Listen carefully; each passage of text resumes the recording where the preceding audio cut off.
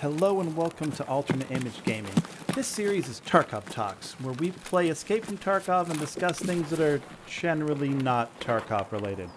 Think of it like a podcast or interview with looting, running, and the occasional murder in the background. This week we discuss the decline of the gaming industry with regular contributor TheSix. Any first thoughts, Six?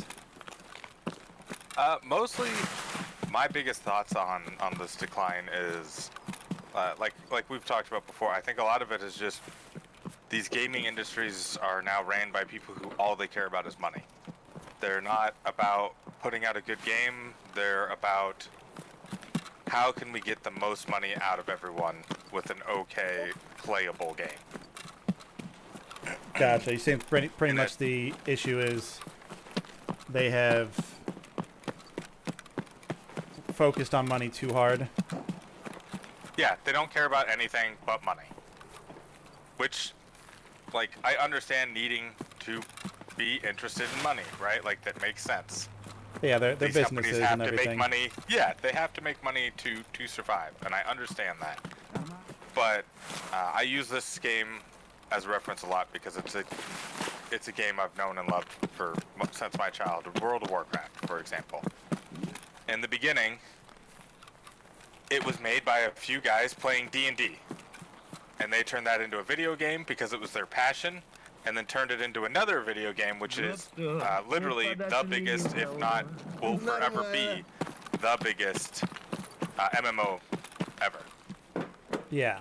And in the beginning, they made money, they did great money, but they didn't care about the money. It was the guys who were still super passionate about it. Gotcha. So you're kind of feeling that we need that back. The developers have generally lost passion for games, and it's been kind of overtaken by the number crunchers. Yeah, I mean, the higher ups, of course, in every company and everything, control the companies, correct? Like, yeah. it makes sense. But it's just one of those, I think we need the CEOs or the developers of the game to have a little bit more freedom, because they're the ones that are a little bit more passionate about it. And you can always feel when someone is passionate about something when they're doing it. Yeah, like definitely. rather than just doing it for a paycheck. Yeah, not just going through the motions. That kind of makes sense. Now, the thing that I always kind of wonders, and I feel the same way, of course, that's why we're in this particular conversation. It does feel like games have sort of been declining in quality in the past, like, decade probably or so, maybe a little less, but I also kind of wonder, like, how that happens, because it definitely feels like, okay, they just want money, but do they not understand that the better game makes them the money, or is there something we're not understanding, because in theory they would understand that? Yeah, and that's kind of a hard part, because maybe they are doing everything exactly the way that they've done it before, and it's just not producing the same great content as before. Like, that's it. That's just it. Yeah, it's not them doing anything special, it's just the content is just not as good. Yeah. Side note, I'm guessing you're not in dorms anymore? No, I'm up at PowerPoint or whatever that fucking place is called. Oh, up the hill, okay. Power station point thing. Yeah, I know what you mean. Yeah, so, like, I don't exactly know how these companies would fix it either. Like, I know a few things that I've noticed is they don't do as much beta testing. They seem to rush games out a lot more than normal. Yeah. Which I think provides a little bit of reasoning of why everything has gone downhill. Like, because when you rush it out and you're not actually, like, testing it, you're not going to get the best quality stuff. For sure. One of the things I've kind of wondered, and we did a post on the site a while back called "Is Pay to Win Bad?"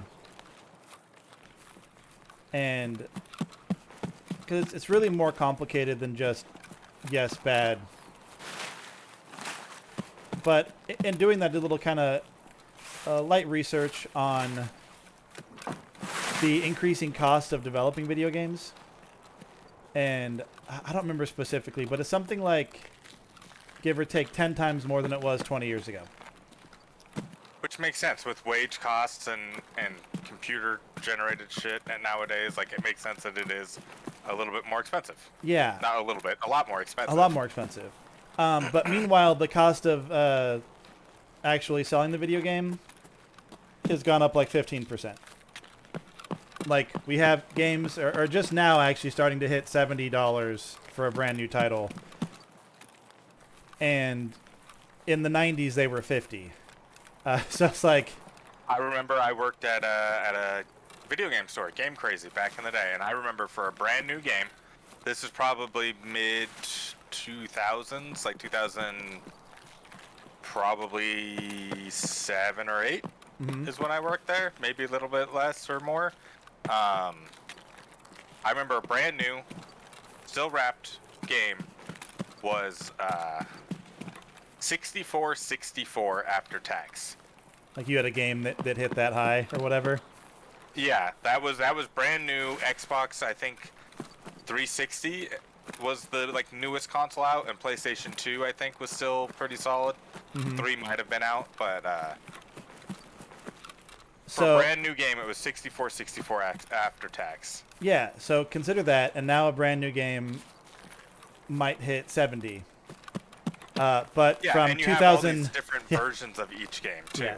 But from 2007 to 2022, the cost of everything has gone up a lot more than a relative $5 per game.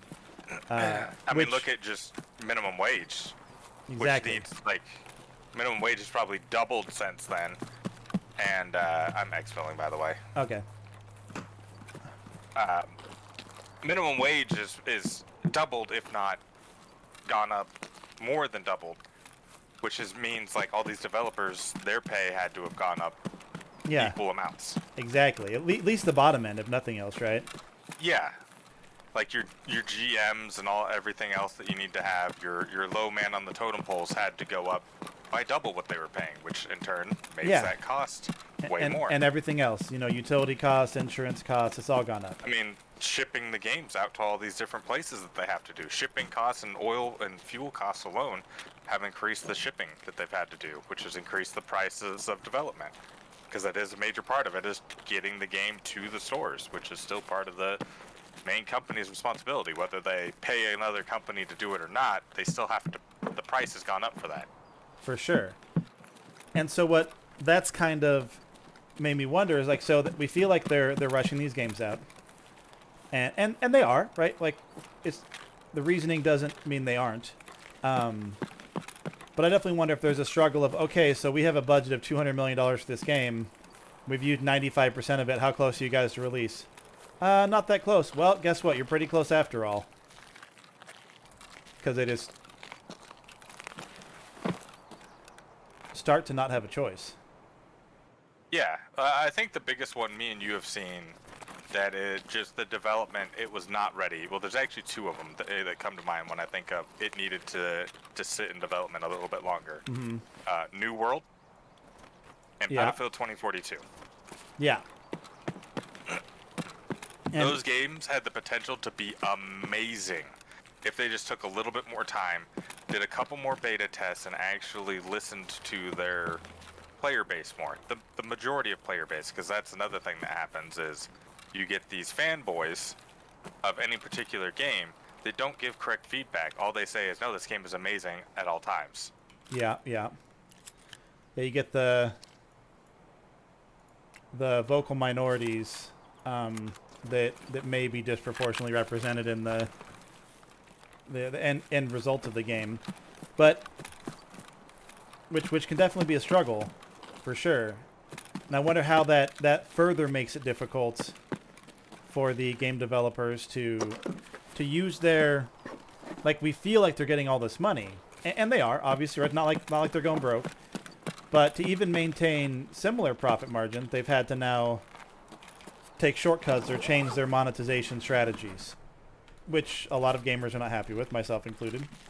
But it's kind of Yeah, like, they've had to change everything. Everyone's had to add another way to make money, which in turn has made their games all about the money, which I understand. Like we've said, they have to make the money, but it just makes it feel like they don't care about the player base. I mean, World of Warcraft is a prime example. When you go to the forums, when you go to any other part, the Reddits, the subreddits, like everyone has asked for the same, like probably 5 things for years now. And they've never done it until very recently when they had a big decline in their game base and their player base, sorry. Like they started doing what the players actually wanted in the game. yeah, Because they lost like what, probably 60% of their player base in a matter of a couple months. that's the speculation. Yeah, something like that. Yeah. So like then they're like, "Oh, well shoot, now we need to listen to what our player base actually wants and not just what we feel makes us the most money." Yeah, and that's what's interesting about that is I have to wonder if that's a result of the high end executives making decisions, or if that's a result of the actual developers making these bad decisions. Because, famously, of course, quoted from Blizzard at a BlizzCon is don't you guys have phones? Like the guy who Yeah. said that wasn't a CEO, he wasn't the president, he wasn't an exec. He was a developer, maybe a lead developer, but a developer. And is it perhaps we definitely sometimes can attribute the negativity in a game to the executives at the top pushing down these These strategies on awful people. experiences But when it might not even be them. yeah, it is definitely a complicated issue. Unfortunately, we are out of time. We are out of the run. Um, that was the Tarkov Talks for the decline in the gaming industry. We will have more. TheSix, he can be found at Twitch TV/TheSix. Do you have any other socials you'd like to mention here at this time? Right now, if you search up TheSix or TheSix TV on any social, that should be me. If I have one, it's probably under that. So Twitter, TikTok, Insta. Yeah, all those should be under TheSix TV. Awesome, awesome. And often his videos will pop up on this channel here, so you can continue to, of course, follow, like, and subscribe if you want to see TheSix in actual gaming content with more than just a small circle for his face. And yeah, thanks for showing up, and thanks for watching. If you guys have made it this far, have a good day.